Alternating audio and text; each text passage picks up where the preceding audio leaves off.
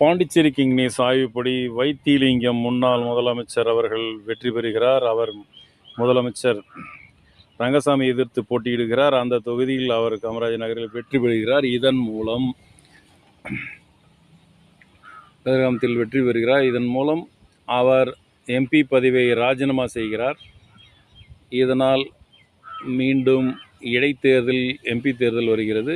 இதை மக்கள் எதிர்பார்த்தே ரங்கசாமிக்கு ஓட்டு போடவில்லை, வைத்திலிங்கத்திற்குத்தான். அது சமுதாய ரீதியான ஓட்டுகள் அவருக்கு அதிகம், வைத்திலிங்கத்துக்கு. அதே சமயம் மீண்டும் ஒரு தேர்தல் வர வேண்டும் என்பதற்காகவே அந்த தொகுதி மக்கள் அதிகமாக வைத்திலிங்கத்துக்கு ஓட்டு போட்டுள்ளார்கள். ஆகவே எம்எல்ஏ ஆகிறார் எம்பி. இதன் மூலம் இடைத்தேர்தல், பாராளுமன்ற இடைத்தேர்தல் புதுச்சேரியில் வருகிறது.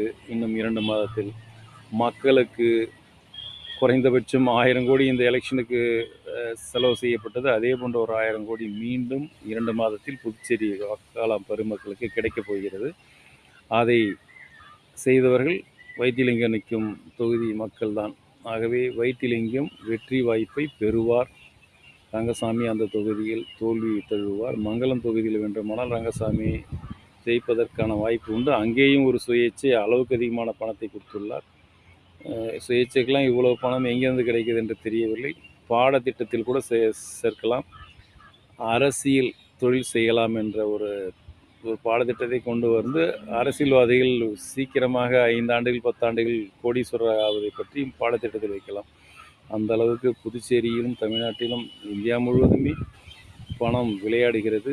அதில் 1000 கோடி ரூபாய் ஒரு வீட்டுக்கு 50,000, 30,000 50,000 இந்த ஆண்டு கிடைத்துள்ளது. 3 கட்சிகள் 2 கட்சிகள் கொடுத்த தொகை ஓட்டுக்கு 5,000, 4,000, 3,000.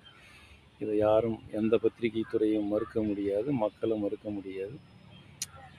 எப்படியோ தொழிற்சாலை திறக்காமல், சாதாரண திருக்குனூருக்கு ஒரு கழிவறை கூட திறக்காமல், பார்களை மக்களை முட்டாளாக்க அதிகபட்சமான 30 வீட்டுக்கு ஒரு பாரை திறந்து அருமையான ஆட்சி நடக்கிறது, நடக்கப் போகிறது. வாழ்த்துக்கள். சப்ஸ்கிரைப் செய்யுங்கள்.